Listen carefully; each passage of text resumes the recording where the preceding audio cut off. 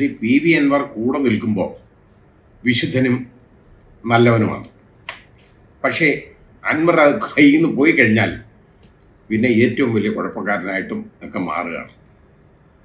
ഈ അൻവറെ കൂട്ടിക്കൊണ്ട് നടന്നപ്പോൾ നമ്മുടെ ബഹുമാന്യനായ മുഖ്യമന്ത്രി ഇത് നേരത്തെ ആലോചിക്കണമായിരുന്നു. അദ്ദേഹം പറഞ്ഞല്ലോ, പാവി ശിവനോടൊപ്പം ചേർന്നാൽ ശിവനും പാവിയായിടും. അത് ചിലപ്പോൾ ശിവശങ്കരനെ ആണോ ഇനി എന്ന് നമുക്ക് അറിഞ്ഞൂടാ. ഏതായാലും അത് ഇവിടെ നമ്മളൊന്ന് ഓർക്കണം ഈ വർത്തമാനം. ഇനി ഞാൻ പറഞ്ഞില്ലേ, ഈ അൻവർ എന്ന് പറയുന്ന ആള് അദ്ദേഹം നല്ലവനാണെന്നൊന്നും വിശുദ്ധനാണെന്നും ഞാൻ പറയുന്നില്ല. എനിക്കൊരു അങ്ങനെ ഒരു കാഴ്ചപ്പാട് എനിക്കില്ല. പക്ഷേ അൻവർ പറയുന്ന കാര്യങ്ങൾ അത് ആര് പറഞ്ഞു എന്നുള്ളതല്ല നോക്കേണ്ടത്, ആ പറയുന്ന കാര്യങ്ങളിൽ സത്യമുണ്ടോ ഇല്ലയോ എന്നുള്ളതാണ് പരിശോധിക്കേണ്ടത്. അൻവർ പല കാര്യങ്ങളും വിളിച്ചു പറഞ്ഞിട്ടുണ്ട്.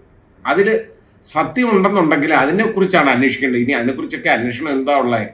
പ്രഹസനമല്ലേ ഇവിടെ നടക്കുന്ന മുഴുവൻ, ഒരന്വേഷണവും ഇല്ല. ഇനിയിപ്പോൾ അൻവറുടെ കയ്യും കാലും വെട്ടും എന്നുള്ളതാണ് ഇപ്പോഴത്തെ, അത് ആ രീതിയിലുള്ള അന്വേഷണമാണ് നടക്കുന്നത്. ഇനി അതാണ്. പക്ഷേ ഒരു കാര്യമുണ്ട്, അൻവർ ചെല്ലുന്നിടത്തൊക്കെ ആള് കൂടുന്നുണ്ട്. അതിൻ്റെ കാരണം എനിക്കറിയില്ല എന്താണെന്ന്.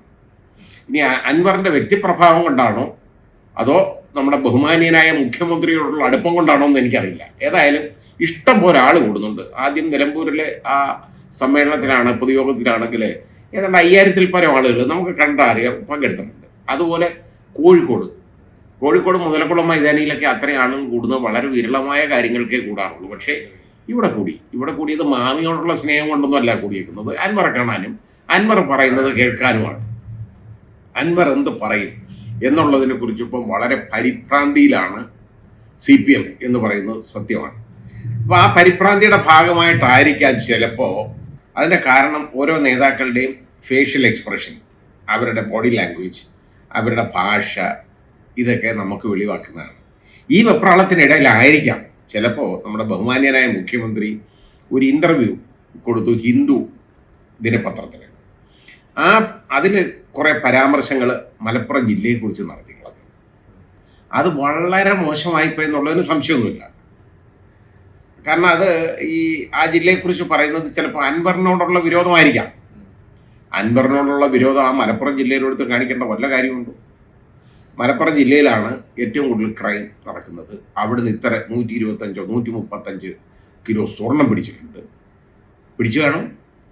അത് സ്വർണം പൊട്ടിക്കുന്നത് എങ്ങനെയാണെന്നൊക്കെ ഉള്ളത് അൻവർ തന്നെ വിശദീകരിച്ചു തന്നല്ലോ.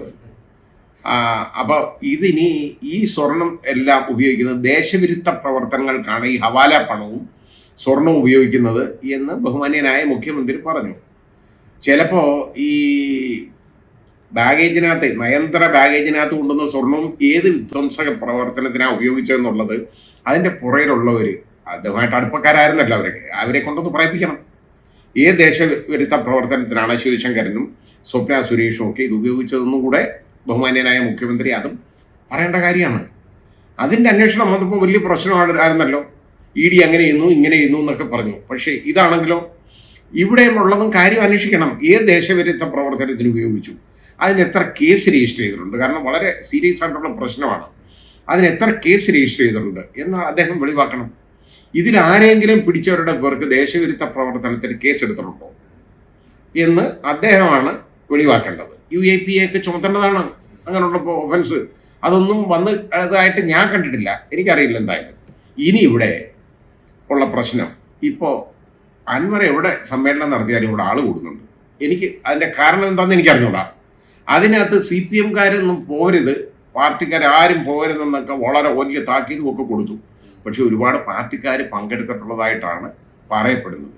ഇപ്പം അതിന് കൊടുത്തേക്കുന്ന ഒരു പ്രത്യേകത എന്ന് പറഞ്ഞാൽ എന്താണെന്നറിയാം, അൻവറോടൊപ്പം SDPI, അതുപോലെ തന്നെ വേറെ ജമാഅത്ത് ഇസ്ലാമി, ഇവരൊക്കെയാണ് അൻവറുടെ കൂടെ ഉള്ളതെന്ന്. അതിനെക്കുറിച്ച് എനിക്ക് അറിഞ്ഞൂടാ കേട്ടോ, ഞാൻ അറിയാൻ വയ്യാത്തൊരു കാര്യം പറയാൻ പാടില്ല. പക്ഷേ ഇത്രത്തോളം SDPI-കാരുണ്ടോ അവിടെ? അല്ലെ ഇത്രത്തോളം ജമാഅത്ത് ഇസ്ലാമിക്കാരുണ്ടോ? അപ്പോൾ മാർക്സിസ്റ്റുകാരെന്ന് പറയുന്ന ഒന്നും ഇല്ല എന്നാണ് നമ്മൾ ചിന്തിക്കേണ്ടത്. ഇനി ശ്രീ PV അൻവർ ആ പാർട്ടിയെക്കുറിച്ച് ഒന്നും പറയുന്നില്ലല്ലോ ഇപ്പോഴും. ശ്രീ PV അൻവർ വിരൽ ചൂണ്ടുന്നത് ബഹുമാന്യനായ മുഖ്യമന്ത്രിക്കെതിരെയാണ്. അത് മനസ്സിലാക്കിയെടുക്കുന്നതിന് ഒരു വിഷമവും അതിന്നില്ല, മനസ്സിലാക്കാവുന്ന കാര്യമുള്ളൂ. അത് മനസ്സിലാക്കുക വേണം ഇവർ സംസാരിക്കാൻ. CPM എന്ന് പറയുന്ന രാഷ്ട്രീയ പ്രസ്ഥാനം ശ്രീ പിണറായി വിജയൻ എന്നല്ല അതിൻ്റെ പേര്, CPM എന്നാണ്. CPIM എന്നാണ് അതിൻ്റെ പേര്, അല്ലാതെ ശ്രീ പിണറായി വിജയൻ എന്നല്ല എന്ന് ഇതിലുള്ള ആളുകളൊന്നും മനസ്സിലാക്കണം. അണികൾ ഒരുപാട് അത് തിരിച്ചറിഞ്ഞു തുടങ്ങി. അത് പ്രശ്നമാണ്. ഈ രീതിയിലുള്ള ഒരു ഏകാധിപത്യ ഭരണം ആ രീതിയിലേക്ക് പോയിക്കൊണ്ടിരിക്കുകയാണ്. പണ്ട് CPM ഈ പേരല്ലായിരുന്നു ഉണ്ടായിരുന്നത്. പക്ഷെ ഇപ്പോൾ CPM എന്നുള്ള പാർട്ടിയുടെ പേരിങ്ങനെ ആയിപ്പോയി. ഇനി ഇത് പറയുമ്പോൾ കുറേ തെറി എന്നെ വിളിക്കും സഖാക്കൾ. സാരയില്ല, വിളിച്ചോട്ടെ. പക്ഷെ അവർക്ക് ചിന്തിക്കാൻ വേണ്ടിയാണ് ഞാനിത് പറയുന്നത്. അൻവറാണോ പറഞ്ഞതെന്നുള്ളതല്ല നോക്കേണ്ടത്, A or B. പക്ഷെ പറഞ്ഞ കാര്യങ്ങൾ എന്താണെന്ന് വേണം നോക്കാൻ. അത് അൻവർ പറഞ്ഞോ ഇല്ലയോ എന്നുള്ളതല്ല നോക്കേണ്ടത്. എന്താണ് പറഞ്ഞേക്കുന്നത്, ആരാ പറഞ്ഞേക്കുന്നത് എന്നുള്ളത് നോക്കണം. അത് അങ്ങനെയല്ല നോക്കേണ്ടത്. അത് എന്താ പറഞ്ഞേക്കുന്നത് എന്നാണ് നോക്കേണ്ടത്. അതിൻ്റെ ആശയങ്ങളാണ് നോക്കേണ്ടത്. ആ കാര്യങ്ങൾ അൻവർ വിളിച്ചു പറഞ്ഞേക്കുന്ന കാര്യങ്ങൾ ഒരുപാട് ശ്രദ്ധിക്കപ്പെടേണ്ട കാര്യങ്ങളാണ്. അത് ഒരുപാട് അന്വേഷിക്കപ്പെടേണ്ട കാര്യങ്ങളാണ്. ജനങ്ങളെ സംബന്ധിക്കുന്ന കാര്യങ്ങളാണ്. ഇവിടുത്തെ ഇൻവെസ്റ്റിഗേഷൻ, പോലീസിൻ്റെ ഇൻവെസ്റ്റിഗേഷൻ അത് ഏതൊക്കെ വിധത്തിൽ മോശമായിട്ട് പോകുന്നു എന്നുള്ളത് അൻവർ ചൂണ്ടിക്കാണിച്ചു. അത് നോക്കേണ്ട കാര്യമല്ലേ? സാമ്പത്തിക ക്രമക്കേടുകളെക്കുറിച്ച് അൻവർ ചൂണ്ടിക്കാണിക്കുന്നു. അത് നോക്കേണ്ട കാര്യമല്ലേ? അധികാര ദുർവിനിയോഗത്തെക്കുറിച്ച് അൻവർ ചൂണ്ടിക്കാണിക്കുന്നു. അതൊക്കെ അന്വേഷിക്കേണ്ട കാര്യങ്ങളല്ലേ? അത് അൻവർ പറഞ്ഞു എന്നുള്ളത് കൊണ്ട് എല്ലാം കുഴപ്പമായിട്ട് കരുതരുത്. ഇതൊക്കെ അന്വേഷിക്കപ്പെടേണ്ട കാര്യങ്ങളാണ്. ഈ പിണറായി വിജയൻ ഇത്രയും കാലം ന്യൂനപക്ഷ സംരക്ഷക പ്രതിച്ഛായ കൊണ്ടിങ്ങനെ നടക്കുകയായിരുന്നു. ഇത്രയും കാലം അവരെ സപ്പോർട്ട് ചെയ്യുന്നവർ ഇപ്പൊ പുറത്ത് മാറ്റം വരാൻ എന്തായിരുന്നു കാരണം? അത് നമ്മളത് ആലോചിക്കേണ്ടത്, മുഖ്യമന്ത്രി ഒരു ന്യൂനപക്ഷ പ്രീണനമായിട്ട് കുറേ നാള് അതിൻ്റെ പരിവേഷം കെട്ടിയൊക്കെ നടന്നു. ഞാൻ അങ്ങനെ ചെയ്തോളും, ഇങ്ങനെ ചെയ്തോളെയും, ഇവരെ എല്ലാം സംരക്ഷിക്കും എന്നെല്ലാം പറഞ്ഞു നടന്നു. ഇപ്പോൾ നോക്കിയപ്പോൾ ഈ അൻവർ കൈവിട്ടു പോയി. ചിലപ്പം അൻവർ പറഞ്ഞിരുന്ന കാര്യങ്ങളൊന്നും ചെയ്തു കൊടുത്ത് കാണത്തില്ലായിരിക്കും. അങ്ങനെ ഓരോരുത്തർ പറയുന്നുണ്ട്. അതിനെക്കുറിച്ച് എനിക്കറിയില്ല. അൻവർക്ക് എന്തെങ്കിലും ആവശ്യം ഉണ്ടായിരുന്നു എന്ന് എനിക്കറിയില്ല. എന്തായാലും അത് തടയണയുടെയൊക്കെ കാര്യത്തിൽ അത് കോടതി ഇടപെട്ടതാണ്. അതുകൊണ്ട് അതിനകത്തൊന്നും അൻവറിന് ഗവൺമെൻറ് ഒന്നും ചെയ്തു കൊടുത്തില്ല എന്ന് പറയുന്ന ഒരു പരാതി വരുമെന്നുള്ളത് എനിക്ക് തോന്നുന്നില്ല. കോടതിയുടെ ഇടപെടൽ മൂലമാണ്. പക്ഷേ അങ്ങനെ വന്നു കഴിഞ്ഞപ്പോൾ അൻവറെ കൊണ്ടു നടന്നപ്പോൾ ഇങ്ങനെ ഒരാളെ കൊണ്ടു നടക്കുന്നു. അതുപോലെ KT ജലീലിനെ കൊണ്ടു നടക്കുമ്പോൾ ഇങ്ങനെ ഒരാളിനെ കൊണ്ടു നടക്കുന്നു. അപ്പോൾ അതോടുകൂടി ഞാൻ ഒരു പ്രത്യേക മതവിഭാഗമായിട്ട് വളരെ അടുപ്പത്തിലാണ് എന്നൊരു കാഴ്ചപ്പാട് കൊടുക്കാനായിട്ട്, അതുപോലെ കാരാട്ടിൻ്റെ ഇതൊക്കെ തുടങ്ങിയിട്ടുണ്ട്. അപ്പം ഇതെല്ലാം വന്നു അതൊക്കെ കൊണ്ടുവന്നു കഴിഞ്ഞപ്പോൾ അങ്ങനെ ഒരു തോന്നൽ കുറേ ഉണ്ടായിരുന്നു. ഇപ്പോൾ ഇവരൊക്കെ കൈവിട്ടു പോയി എന്നുള്ള ലക്ഷണം വന്നു കഴിഞ്ഞപ്പോൾ വളരെ പരിഭ്രാന്തിയിലായിട്ട് വിളിച്ചു പറഞ്ഞ കാര്യമാണ് ഇതൊക്കെ കേട്ടോ. അതുകൊണ്ട് ഞാൻ ബഹുമാന്യനായ മുഖ്യമന്ത്രിയെ കുറ്റം പറയുന്നില്ല, അങ്ങ് പറഞ്ഞു പോയതാണ്, നാക്കിൻ്റെ പിഴയാണ്. അതൊക്കെ നമുക്ക് ക്ഷമിക്കാവുന്ന കാര്യങ്ങളേ ഉള്ളൂ. പക്ഷേ ഇത് മനസ്സിൽ കൊണ്ടു നടക്കരുത്. ഒരു വൈരനിര്യാതന ബുദ്ധിയോടുകൂടി ഇത് കൊണ്ടു നടക്കരുത്. ഇനിയിപ്പോൾ നമുക്ക് തോന്നുന്നത്, ഇനിയിപ്പോൾ അൻവറിന് എതിരെ ഇതുവരെ അൻവർ വളരെ വിശുദ്ധനായിരുന്നു ഈ അടുത്ത കാലം വരെ. ഇതൊക്കെ വിളിച്ചു പറഞ്ഞു കഴിഞ്ഞപ്പോൾ അൻവർ വലിയ കൊള്ളരുതാത്തവനായിട്ട് മാറിയിട്ടുണ്ട്. അതുകൊണ്ട് ഇനി എന്താണ് കുഴപ്പമെന്നറിയോ വരാൻ പോകുന്നത്? ഇനി അൻവറിനെ പൂട്ടാനുള്ള പരിപാടികളെല്ലാം എടുക്കും. കാരണം ജനങ്ങളുടെ ഇടയിൽ പൊതുയോഗത്തിൽ ഇത് പ്രസംഗിക്കാൻ പോയി കഴിഞ്ഞു കഴിഞ്ഞാൽ വിരോധം വരും. കാരണം ന്യൂനപക്ഷ പ്രീണനം മാറിയിട്ട് ന്യൂനപക്ഷ വിരോധമായിട്ട് അത് ചിത്രീകരിക്കപ്പെട്ടേക്കാം. അതിൻ്റെ ഒരു മുന്നോടിയായിട്ടാണ് ഈ വിളിച്ചു പറയുന്നത് SDPIയുടെയും. അതുപോലെ തന്നെ SDPI എന്ന് പറയുന്ന സാധനത്തിന് ഇപ്പോൾ ആരാ ഇതിനെക്കുറിച്ച് പറയുന്നതെന്ന് എനിക്കറിയില്ല. ജമാഅത്ത് ഇസ്ലാമിയൊക്കെ പറയുന്നത്. ഈ ജമാഅത്ത് ഇസ്ലാമി എന്ന് പറഞ്ഞാൽ എന്താണെന്നുള്ളതിനെ കുറിച്ച് മനസ്സിലാക്കാത്തതുകൊണ്ടാണ് പറയുന്നത്. ഞാൻ ജമാഅത്ത് ഇസ്ലാമിക്കാരനല്ല, എനിക്ക് അവരുമായിട്ട് യാതൊരു സഹവാസവും എനിക്കില്ല. പക്ഷേ ആ ഒരു സംഘടന എന്താണെന്ന് ഈ ഇസ്ലാമിലുള്ള ഒരു പ്രത്യേക വിഭാഗം, മുസ്ലിമിലെ ഒരു വിഭാഗം എന്നുള്ളതുകൊണ്ട് കുറേ വിഭാഗങ്ങളുണ്ട്. അതുപോലെ ഒരു വിഭാഗം ആയിട്ട് ഒരു സഭകൾ നമുക്ക് പലതില്ലേ എന്ന് പറയുന്ന പോലെ പല വിഭാഗങ്ങൾ അതിൽപ്പെടുന്ന ഒരു വിഭാഗം എന്നുള്ളതേ ഉള്ളൂ. അവരൊക്കെ ആരെങ്കിലുമൊക്കെ ചിലപ്പോൾ പണ്ട് തീവ്രവാദം നടത്തി കാണും, എനിക്കറിയില്ല. പക്ഷേ അതുകൊണ്ടല്ല ഇവരെല്ലാം കുഴപ്പക്കാരാണെന്ന് പറയാമോ? അവർ നല്ല ആശയങ്ങളുള്ളവരും നല്ല വിവരങ്ങൾ ഉള്ളവരും അതിനകത്ത് ഒരുപാട് ആളുകളുണ്ട്. അതുകൊണ്ട് അതിനെല്ലാം തള്ളിപ്പറയുന്നത് ശരിയല്ല. അതിന് ഒരു പേരെ കിട്ടേക്കാണ്, അവിടെ കൂടിയതെല്ലാം ഇന്നാരാണ്. ഇതൊക്കെ അങ്ങോട്ട് പറഞ്ഞു വരുന്നുണ്ടെങ്കിൽ അത് ഒരു ന്യൂനപക്ഷ വിരുദ്ധതയായിട്ട് മാറും. അത് അവർക്ക് അറിയാവുന്നതുകൊണ്ടാണ്. ഇനി നിയമപരമായിട്ട് അങ്ങ് നേരിടാമല്ലോ. അപ്പോൾ അൻവറിനെതിരെ കേസുകൾ ഇഷ്ടംപോലെ കേസ് അങ്ങ് ഒരുപാട് അൻവർ തന്നെ ഏണിയാരി കൊടുത്തിട്ടുണ്ട് അതിന്. ഇനിയിപ്പോൾ മലപ്പുറം ജില്ലയിൽ ഇത് പറഞ്ഞു കഴിഞ്ഞാൽ മലപ്പുറം ജില്ലയിൽ മുസ്ലിങ്ങളായതുകൊണ്ട് ഞാൻ അതിനുവേണ്ടി സംസാരിക്കുകയെന്ന് കുറേ വൃത്തികെട്ടവന്മാർ വിളിച്ചു പറയും. എനിക്കതിലൊന്നുമില്ല. കാരണം ചിലവന്മാർ ഇസ്രായേലിൻ്റെ ഓണർഷിപ്പ് ഏറ്റെടുത്തിട്ടുണ്ട്, പറഞ്ഞിട്ടുണ്ട്. ഞാൻ ഇസ്രായേലിനെ ഒന്നും കുറ്റപ്പെടുത്തിയിട്ടില്ല. കാരണം ആ നാട്ടിൽ സമാധാനം വേണമെന്നുള്ളതാണ് ഞാൻ പറഞ്ഞിട്ടുള്ളത്, അല്ല ഞാനൊന്നും പറഞ്ഞില്ല. പിന്നെ ഈ പറയുന്നവനൊക്കെ മറുപടി പറയുക എന്ന് പറഞ്ഞു കഴിഞ്ഞാൽ ഉണ്ടല്ലോ, അവൻ ഏതാണ്ടൊക്കെ ഒരുത്തന്നെ ഇരുന്നുകൊണ്ട് ഏതാണ്ടൊക്കെ എൻ്റെ പേരൊക്കെ വിളിച്ചു പറഞ്ഞതൊക്കെ ആളുകൾ പറഞ്ഞു.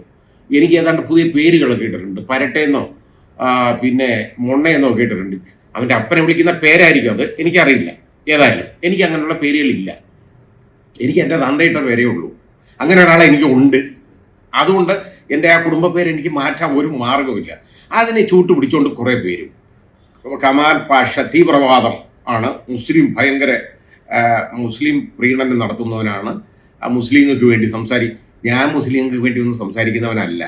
ആ കമ്മ്യൂണിറ്റി ഉള്ളവർക്കും എന്നെ ഒരു താല്പര്യവുമില്ല. പലപ്പോഴും ഞാൻ ഈ മണിപ്പൂരിലെ മുസ്ലിങ്ങൾക്ക് വേണ്ടി ഒരുപാട് സംസാരിച്ചിട്ടുണ്ട് കേട്ടോ. മണിപ്പൂരിൽ ഈ കുക്കി സമുദായത്തിൽപ്പെട്ടത് അവർ ക്രിസ്ത്യാനികളല്ല. അതുകൊണ്ടാണ് ഞാൻ മുസ്ലിങ്ങളാണെന്ന് വിചാരിച്ച് തെറ്റിദ്ധരിച്ചാണ് ഞാൻ അവർക്ക് വേണ്ടി സംസാരിച്ചിട്ടുണ്ട്. അപ്പം എവനെയൊന്നും കണ്ടില്ലല്ലോ. ഈ മണിപ്പൂരിൽ എത്രയോ പേര് കൊല്ലപ്പെട്ടു, പാവങ്ങൾ. അവർക്ക് വേണ്ടി പറയാനൊന്നും ഒരുത്തിനെയും കണ്ടില്ലല്ലോ ഇവിടെ. അപ്പം ഇതിനൊന്നും മറുപടി പറയണ്ട. ഭിക്ഷക്കാർ വഴി ഇരുന്ന് ചിലപ്പോൾ ചീത്ത വിളിക്കും, പൈസ കൊടുത്തില്ലെങ്കിൽ. അവൻ്റെ അടുത്ത് നമ്മൾ മറുപടി പറയാൻ പറ്റുമോ? അതുപോലെയുള്ള ഇവനൊക്കെ ആ രീതിയിൽ അങ്ങ് കളഞ്ഞേക്കണം. ഞാൻ ഈ ആരെയും ചതിച്ചും വഞ്ചിച്ചും ഒന്നും ജയിലിൽ കിടന്നിട്ടില്ല കേട്ടോ. എനിക്കത് മാത്രമല്ല, ഞാൻ മദ്യപിച്ചുകൊണ്ടിരുന്ന് ഇത് ഞാൻ സംസാരിക്കാറില്ല. അപ്പോൾ അത് ആ ക്വാളിറ്റി ഒന്നും എനിക്കില്ല. അതുകൊണ്ട് അങ്ങനെയുള്ളവൻ്റെ അടുത്തൊന്നും മറുപടി പറയാൻ പോകരുത്. പിന്നെ പലരും ചോദിച്ചു ഇതിന് നടപടി എടുക്കണ്ടേന്നൊക്കെ ചോദിച്ചു. ഞാൻ നടപടി എടുക്കാൻ പോയി അവനെ വലുതാക്കേണ്ട കാര്യം എനിക്കെന്താ ഉള്ളത്? ഒരു വൃത്തികെട്ടവൻ്റെ പേര്. ഇപ്പോൾ എന്നെ കമാൽ പാഷയെ ഒരു 4 ചീത്ത പറഞ്ഞു കഴിഞ്ഞാൽ കുറേ പേർക്ക് അങ്ങ് ഇഷ്ടപ്പെടും. അത് ഞാൻ ഈ പറഞ്ഞതുപോലെ തന്നെ ഇങ്ങനെ അതിപ്പോൾ കൂടുതലും ക്രിസ്ത്യൻ സഹോദരങ്ങളാണ്, എന്താണെന്ന് എനിക്കറിഞ്ഞോളൂ. അവർക്ക് വേണ്ടി ഞാൻ ഒരുപാട് സംസാരിച്ചിട്ടുള്ള ആളാണ്. ഇനി ഇത് പറയുന്നുണ്ടെന്ന് ഞാൻ നിർത്തത്തില്ല. ഇനി ഞാൻ പറയും. ഇവിടെ ക്രിസ്ത്യാനി ആയാലും ഹിന്ദു ആയാലും മുസ്ലിം ആയാലും ജനങ്ങൾക്ക് വേണ്ടിയാണ് ഞാൻ സംസാരിക്കുന്നത്. അത് മലപ്പുറത്ത് മുസ്ലിങ്ങളായിപ്പോയതുകൊണ്ട്, കൂടുതൽ മുസ്ലിങ്ങളായിപ്പോയതുകൊണ്ട് മലപ്പുറം ജില്ലയെക്കുറിച്ച് പറഞ്ഞാൽ വലിയ മുസ്ലിം പ്രീണനം നടത്തുന്നു. അതൊന്നും അല്ല. അവിടെ മുസ്ലിങ്ങളും ഹിന്ദുക്കളും ഒക്കെ ഉണ്ട്. അവർക്ക് എല്ലാവർക്കും വേണ്ടി, മലപ്പുറം ജില്ലയുടെ ജനങ്ങൾക്ക് വേണ്ടിയാണ്.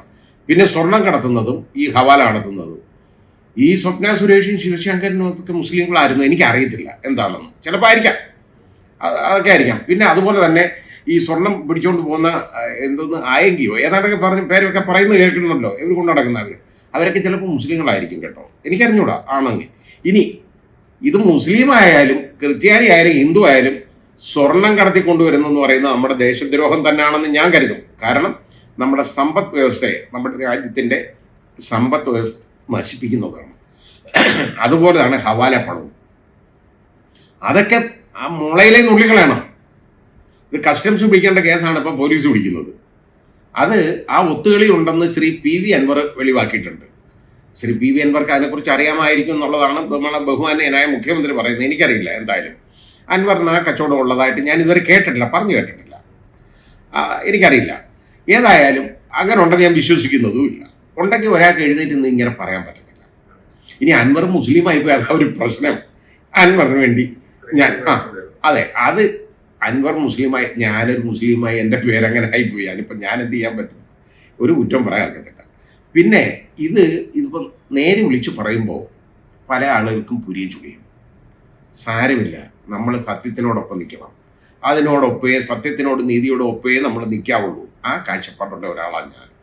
അപ്പോൾ അത് ഇനി ആരതിനെക്കുറിച്ച് വിമർശിച്ചാലും ഞാൻ ഈ പറയാനുള്ള കാര്യങ്ങൾ പറയും. ഈ പറയുന്നവനൊക്കെ വലിയ വിവരമുള്ളവനും എന്നൊക്കെ ഓരോരുത്തന്മാർ പറയും. ആയിക്കോട്ടെ, എനിക്ക് വലിയ വിവരമുണ്ടെന്ന് ഞാൻ പറയുന്നില്ല. കാരണം അവൻ്റെ ഒന്നുള്ള വിവരം എനിക്കില്ല. ആ രീതിയിലുള്ള സംസാരം എനിക്ക് പറ്റുന്ന ഒരു കാര്യമല്ല. അതുകൊണ്ട് ഞാനതങ്ങ് കളയാണ്. അവനോടുകൂടി അതൊക്കെ തള്ളിക്കളഞ്ഞേക്കണം, നമുക്ക് തീർന്നു.